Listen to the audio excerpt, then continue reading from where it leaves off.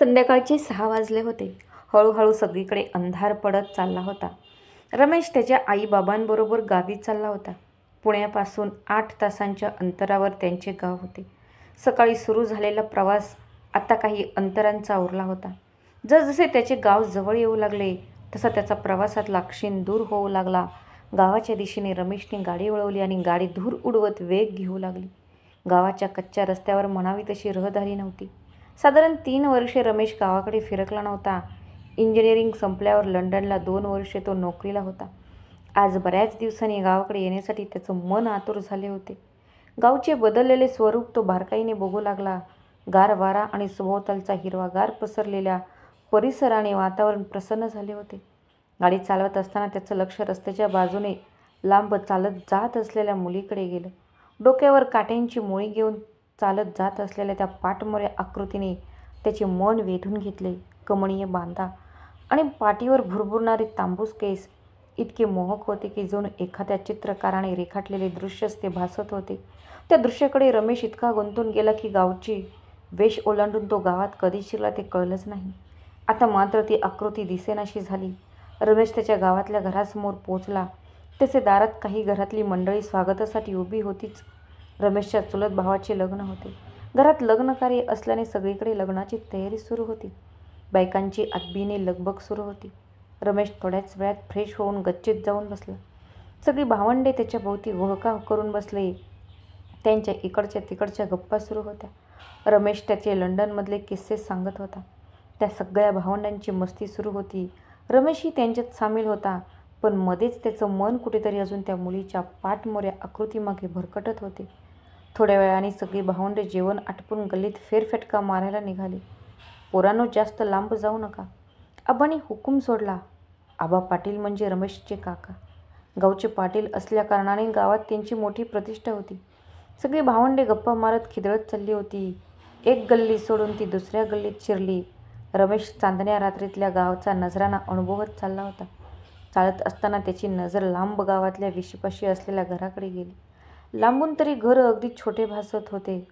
तिकडं फारसं बघू नको, भूत राहतंय तिथं, जितू बोलला. जितू रमेशचा चुलत भाऊ होता. गावातच राहत असल्याने त्याने रमेशला सावध केले. भूताचे पण घर असतं का? मला तर वाटते भूत फक्त झाडावरच राहते, रमेश हसत हसतच बोलला. त्यावर जितू मात्र चिडला. थोड्या रागाच्या स्वरातच रमेशला त्या घराबद्दल सांगू लागला. त्या घरात खरंच भूत आहे, म्हणून तिकडं कोणी बी जात नाही. गावानं त्यांना टाकून दिले. रात्रीचं तर अजिबात तिकडे फिरकायचं नाही. जे पण तिकडं जाते त्याचं वाईट होते बघ. जितू मोठ्या आवेशाने रमेशला सगळे सांगत होता. आणि बाकीचे भावंडे पण त्याच्या बोलण्यात सामील होत होती. रमेश मात्र या सगळ्याकडे दुर्लक्ष करून त्या घराकडे बारकाईने बघत होता. ते बघून जितूने सगळ्यांना परत फिरण्याचा इशारा केला. तसे ते सगळे घराकडे परतले. घरी येऊन बाकी सगळेजण झोपी गेले. पण रमेश मात्र घडल्या प्रकाराचा विचार करत होता. गावात शिरताना पाठमोरी दिसलेली ती आकृती आणि ते वेशीजवळचे घर त्याच्या नजरेसमोर जात नव्हते. प्रवासात दमून गेल्याने थोड्या वेळातच त्याचा डोळा लागला. सकाळच्या सूर्यनारायणाच्या आगमनाने रमेशला जाग आली. पक्ष्यांची किलबिल आणि सूर्याची किरणे त्याच्या मनाला आल्हाद देणारे होते. सकाळी नाश्ता करून रमेशचा शेतावर जाण्याचा बेत होता. जितू आणि रवी त्याच्यासोबत जाणार होते. रवी जितूचा खास दोस्त होता. जितूच्या लग्नासाठी तो शहरातून गावात परतला होता. शेताची वाट तशी छोटी होती. वेडीवाकडी वळणाची वाट तुडवत सगळेजण गावचे किस्से रंगवत चालले होते. वाटेवरूनच लांब ते भूताचे घर दिसत होते. रमेशची नजर काही केलं त्या घराचा पाठलाग सोडत नव्हती. त्या घरात कोण राहतं? रमेशने विषयाला सुरुवात केली तसा जितूचा चेहरा पडला. तुला कशाला पाहिजे ते सगळं? तू फक्त मजा कर इथं. जितूने रमेशची समजूत घातली. पण रमेश ते जाणून घेण्याचा अट्टहास करू लागला. शेवटी जितूने त्या घराबद्दल सांगायला सुरुवात केली. त्या घरात एक पोरगी राहते, कोमल तिचं नाव. 2 वर्ष झालं तिच्याशी कोणी बी बोलत नाही. एका कात्रेवेळी समदे गावकरी घरात परतलं होतं आणि अचानक त्या घरातून जोरात ओरडण्याचा आवाज आला. गावची लोकं त्या दिशेने पळाली. विमलची बहीण कोमल जोरजोरात रडत होती. तिथं जाऊन बघितलं तर घराच्या बाजूला असलेल्या विहिरीत विमलचं प्रेत तरंगत होतं. त्या दिवसापासून तिच्या भूताचा वास आहे बघ तिथं. कुणी बी तिकडे गेलं की त्याचं वाटोळं होतंय. तिच्याकडं बघायचं पण नाही, नाहीतर भूत पिछाडतंय. समध्या गावाला झपाटले त्या भूतानं. जितू जे बोलत होता ते रमेश शांतपणे ऐकत होता. शेतात थोडा वेळ घालवून सगळी जेवायला घरी परतली. रमेशच्या डोक्यात भूताचे विचार सुरू होते. संध्याकाळच्या वेळेला रमेश एकटाच गल्लीत भटकायला निघाला. फिरत फिरत तो त्या घराजवळ पोहोचला. रमेशने एकवार तिकडे नजर टाकली आणि घराबाहेर असलेल्या झाडाजवळ त्याला पाठमोरी आकृती बसलेली दिसली. तो तिच्याजवळ जाऊ लागला तसे ती मुलगी स्पष्ट दिसू लागली. नाजूक चेहऱ्यांची गोंडस दिसणारी तिची रमेशला दया आली. मनातून त्याला वाटले तिच्याशी जाऊन बोलावे, म्हणून बाकी कसलाही विचार न करता तो तिच्याजवळ गेला. त्याला बघून ती उठली आणि घराकडे जात असताना रमेशने तिला आवाज दिला. तिने रागाने मागे वळून बघितले.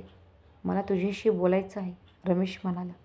त्याचे ती जोरात चिडून म्हणाली, निघून जा इथून. रमेश पुन्हा तिच्याजवळ जाऊ लागला, पण अचानक त्याचा पाय घसरून तो खाली पडला. स्वतःला सावरून तो उभा राहिला, पण क्षणभर त्याला काहीच सुधरेना. आपल्याला कोणीतरी मागून ढकलले म्हणून त्याने मागे वळून बघितलं तर कोणीच नव्हतं आणि समोर ती मुलगीही नव्हती. मग आपल्याला धक्का कोणी दिला या विचारात असतानाच त्याला मुलीच्या आवाजातली किंकाळी ऐकू आली. तो आवाज त्या घराजवळच्या विहिरीमधून आल्यासारखा भासला.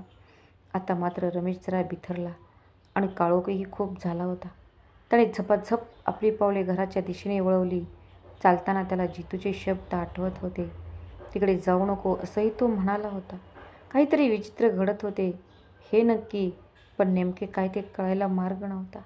वाटेत त्याला रवी भेटला.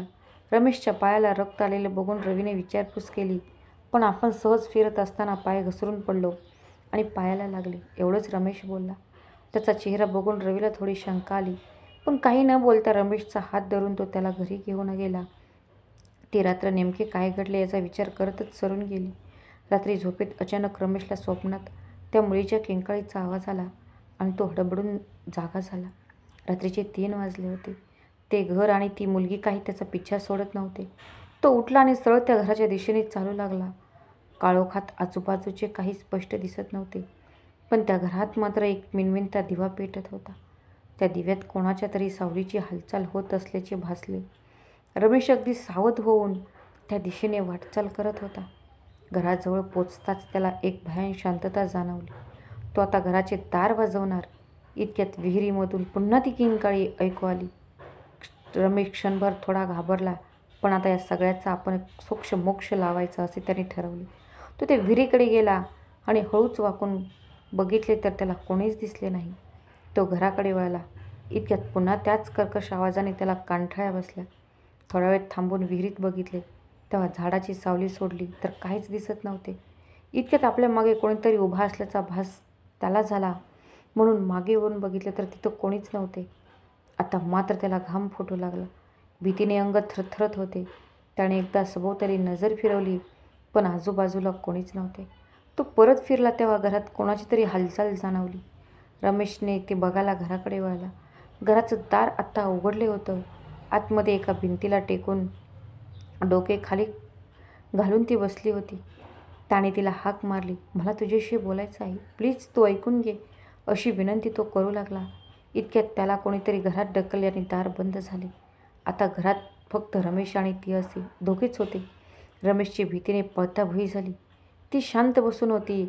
आपल्या अंगातले सगळे बळ एकवटून तो उठून बसला आणि त्याने घाबरतच तिच्याशी बोलायला सुरुवात केली. तू नक्की कोण आहेस आणि हे सगळं काय होतंय, असे रमेश बोलला. इतक्यात तिने मान वर करून रमेशकडे बघितले. तिचे ते भयानक रूप बघून तो प्रचंड घाबरला. त्याचे हातपाय लटपटत होते. सगळ्या अंगाला घाम फुटला होता. ती विचित्र आवाजात बोलत होती, तू परत इथे आलास, आता तुला मी सोडणार नाही, म्हणत ती जोरात ओरडली. तो आवाज त्या विहिरीतल्या किंकाळीसारखा होता. रमेशला आता कळून चुकले होते की ते जे जितू बोलत होता ते खरे होते. तो कसाबसा धीर धरून तिला बोलला, मी तुला मदत करायला आलो. ती मात्र डोळे वटारून त्याच्याकडे पाहत होती. त्याने बोलणे सुरू ठेवले. काही करून आपला जीव वाचवायचा प्रयत्न तो करत होता. ती रमेशजवळ येऊ लागली. तितक्यात त्याने तिला विचारले, तुला काय हवे, मी मदत करेन तुला. ती मात्र त्याच्या अजून जवळ आली आणि मान वाकडी करून तिने रमेशला दाराच्या दिशेने जोरात ढकलले. तिच्या तावडीतून रमेशला कसे सुटायचे काहीच सुधरत नव्हते आणि आता तर त्याच्या शरीराला ही इजा पोहोचली होती. आता घाबरून काही चालणार नाही. बेडरपणे तिचा सामना केला तरच आपण जिवंत राहू हे त्याला उमगले. मी तुला खरंच मदत करेन, पण तू मला काय घडले ते सांग. या घरात नेमके काय घडले? तुझ्या बहिणीने विहिरीत उडी का टाकली? हे ऐकून मात्र ती खूप चिडली. मी उडी नाही टाकली, मारून टाकले. मला विहिरीत. तू काय मदत करणार मला? एका कातळी माझी अब्रू लुटली. रमेशला हे ऐकून मात्र धक्का बसला. तिचा आवेश घडला प्रकार सांगू लागला. त्यावेळेला मी घराबाहेर कसला तरी आवाज झाला म्हणून घरातून बाहेर पडले, तर मला या घरामागच्या आमच्या शेताच्या 3 मुलं नासधूस करताना दिसली. त्यांना जाब विचारायला म्हणून मी तिथे गेले, तर त्या क्रूर मुलांनी मला घेरून माझा छळ करायला सुरुवात केली. त्यांनी मला घराबाहेर काढण्यासाठी तो डाव रचला होता. सारे गाव घरात असताना त्यांनी माझी अब्रू लुटली. माझ्या किंकाळ्या कुणालाही ऐकू जाऊ नये याची खबरदारी त्यांनी घेतली. नंतर त्यांची हवस पूर्ण झाल्यावर माझा गळा दाबून मला मारून टाकले. नुसते यावर न थांबता त्यांनी माझं प्रेत विहिरीत फेकून दिले. इतका धक्कादायक प्रकार ऐकताना रमेश स्वतःच्या वेदना पूर्णतः विसरून गेला. तो काही बोलणार इतक्यात ती भोवळ येऊन खाली पडली. रमेशने तिला पटकन सावरून उठून बसवले. ती काही क्षणातच भानावर आली. आपल्याला काय झाले आणि अचानक हे कोण आपल्या समोर उभे आहे हे तिला सुधरत नव्हते. रमेशने काय झाले ते व्यवस्थित केल्यावर ती स्वतःच्या ओंजळीत डोके घालून रडू लागली. तिला आत्ता रमेशच्या आधाराची गरज होती. काय चूक होती माझ्या बहिणीची? केवळ दिसायला सुंदर असणं हा कोणाला शाप ठरू शकतो का? आणि इतका अन्याय होऊनही ती मुले गावात मोकाट हिंडत होती. त्यांच्यापैकी दोघांना त्याची शिक्षा मिळाली, पण एक अजूनही मोठेपणाचा आव आणून भटकतोय. त्या देशमुखाचा पोरगा आहे तो. त्याच्या बापाने हे प्रकरण पैशाच्या जोरावर गुंडाळून पोरांना मोकळे केले. गावातल्या कुणालाच याची खबर बात नाही. सगळीकडे विमल विहिरीत उडी टाकून आत्महत्या केल्याचे नाटक रंगवले. कोमलला बोलता बोलता रडू कोसळले. बाकीच्या दोघांचे काय झाले? रमेशने तिला विचारले. विमलचा आत्मा ती मेल्यापासून भटकतो इथेच. त्यांच्यातल्या एकाला ती आमच्या शेताला लागून असलेल्या झाडाखाली बसलेली दिसायची. त्याचे शेत आमच्या शेताजवळच होते. एक दिवस कातरवेळी पाणी घालायला म्हणून तो शेतात आला आणि तिथे त्याच्या भूताला बघून त्याची बोबडी वळाली. तिथून पसार होताना भूताला जवळ आलेले बघून जागीच खल्लास झाला आणि दुसरा घराजवळून जात असताना कातळे विहिरीत किंकाळे ऐकून घाबरून पळून जात होता. जाताना रस्त्याच्या बाजूला दगडावर जोरात आपटून तिथेच मेला. पण तो हरामखोर रवी अजूनही जिवंत आहे. हे असे बघून देशमुखाने त्याला गावाबाहेर शहरात पाठवले. त्याचा बदला घेतल्याशिवाय विमल शांत होणार नाही. तिच्यावर अन्याय झालाय म्हणून ती माझ्याजवळही कोणाला येऊ देत नाही आणि कोणी जर इथे भटकलेच तर तो संपलाच म्हणून समजायचे. ती गेल्यापासून माझे सगळे जगच हरवले. गावाने वाळीत टाकले. बोलायला कोणी नाही, दुःख हलके करायलाही कोणी नाही. फक्त शरीराने आता मी जिवंत आहे, नाहीतर मनाने तर विमल गेली तेव्हाच मेले मी. कधीतरी तिला न्याय मिळेल आणि मीही यातून मुक्त होईल एवढ्याच आशेवर मी जिवंत आहे. आज तो जर मदतीचा हात पुढे केला नसता तर तिने तुलाही सोडले नसते. रमेशला कोमलच्या डोळ्यातले दुःख पाहवत नव्हते. काही करून आपण तिला मदत करायची असे त्याने ठरवले. त्याने त्याबद्दल तिला आश्वासन दिले आणि तिथून तो जखमी अवस्थेतच निघाला. एव्हाना पहाटेचा सूर्य आकाशात डोकावत होता. वाटेत थोड्या अंतरावरच त्याला जितू आणि रवी भेटले. रमेश खोलीत नाही हे बघून ते त्याला शोधायला निघाले. संध्याकाळी पायाला लागलेला प्रकार रवीने जितूला सांगितला होता आणि त्यावरूनच त्यांनी पुढचा अंदाज बांधला. त्यांना शंका आलीच होती की रमेश त्या भूताच्या घराजवळ जाणार, म्हणून ते लागलीच तिकडे निघाले. रमेश आणि त्यांची गाठ पडली तेव्हा रमेशची अवस्था बघून जितू दचकलाच. कुठं गेला होतास आणि असं कसं काय झालं? जितूने जाब विचारला. मी त्या भूताच्या घरात गेलो होतो. विमलबरोबर जे काही घडलं ते सगळं मला आत्ता कळलं. हे ऐकताच रवी घामाघूम झाला. त्याच्या चेहऱ्यावरचे चिंतित हावभाव रमेशने ओळखले. काय कळले तुला? जितूने विचारले. तसे रमेश म्हणाला, रवीच सांगेल आपल्याला आता काय घडलंय ते. रवी, आपल्याला यातले काहीच माहीत नाही. असंच वागत होता, पण रमेशने त्याला बजावले. जे काही असेल ते खरे सांग आणि तुझा गुन्हा कबूल कर, नाहीतर ते भूत तुला सोडणार नाही. मी स्वतःच्या डोळ्यांनी बघून आलो. ती तुझ्याच शोधात आहे. बाकीच्या दोघांना तिने तेव्हाच शिक्षा दिली, पण तुझ्या वडिलांमुळे तू वाचलास. यावेळेला ती तुझा सूड घेतल्याशिवाय शांत बसणार नाही. म्हणूनच तू स्वतःचा तुझा गुन्हा कबूल कर. जे काही घडले ते पोलिसांना सांग. जितू हे सगळं ऐकत होता, पण त्याला यातले सगळेच विचार करण्याच्या पलीकडे होतं. रमेशच्या बोलण्यावर रवी घाबरून रडायला लागला. ती मला मारून टाकणार, मी आता संपलो. उगाच मी त्या दोघांच्या नादी लागून तिची अब्रू लुटली. हे ऐकून जितू भयानक उचकला. त्याने रवीची कॉलर पकडली आणि त्याला ओढत घराकडे नेलं. रवी त्यांच्यासमोर रडत गयावया करत माफी मागत होता. जितूने रव्याला आबांच्या समोर नेऊन उभे केले. घरातली सगळी मंडळी जागी झाली होती. रमेशला जखमी अवस्थेत बघून घरचे भलतेच घाबरले. पोरांनो कुठे गेला होता आणि ये काय लागले रमेश तुला? आबांचा रोष दिसून येत होता. तेवढ्यात जितू रव्याला उद्देशून म्हणाला, याला विचारा, हाच सांगेल सगळं. रवीने लगेच आबांचे पाय धरले आणि विमलबरोबर जे काही घडले ते सर्व कबूल केले. आपल्या बापाने गावच्या पोलिसाला पैसे देऊन हे प्रकरण मिटवल्याचे त्यांनी सांगितले. सगळं ऐकून आबा प्रचंड खवळले आणि त्यांनी ताबडतोब पंचायतीची बैठक बसवली. देशमुखही त्यामध्ये हजर होतेच. रमेशने सगळ्यांसमोर जे काही घडले ते निर्धास्तपणे सांगितले. आबांनी रवीच्या कबुलीवरून सगळ्या प्रसंगाची शहानिशा केली. आबा गावचे पाटील असल्याने त्यांच्यापुढे देशमुखांची फाशी फिकी पडली आणि त्यांनी आरोपीची कबुली दिली. देशमुख आणि रवीला अटक झाली. सगळा प्रकार गावकऱ्यांना कळल्यावर त्यांनी कोमलची माफी मागितली. तिच्या डोळ्यात आनंद अश्रू वाहत होते. तिने रमेश आणि आबांचे आभार मानले. आता विमलला न्याय मिळाला होता. त्या दिवशी रात्रभर रमेश कोमलचा विचार करत होता. कधी एकदा सकाळ होते आणि आपण कोमलला भेटतो असे त्याला झाले. तिला या सगळ्यांमधून मुक्त होऊन हसताना त्याला बघायचे होते. सकाळ झाली तशी तो कोमलला भेटायला तिच्या घरी निघाला. वाटेत फक्त कोमलचा गोंडस चेहरा त्याच्या नजरेसमोर फिरत होता. तो तिच्या घरापाशी गेला तेव्हा घर बंद होते. त्याने कोमलला आवाज दिला पण तिने काही दार उघडले नाही. म्हणून त्याने खिडकीतून डोकावून बघितले. आत कोमलला त्या अवस्थेत बघून तो बिथरला. क्षणभर तसाच उभा राहिला. काय करायचं काहीच सुचले नाही. त्याला खूप मोठा धक्का बसला होता आणि त्यामुळे त्याची वाचा अडखळत होती. तो तिथेच बसून विचार करू लागला, कोमलने असे का केले?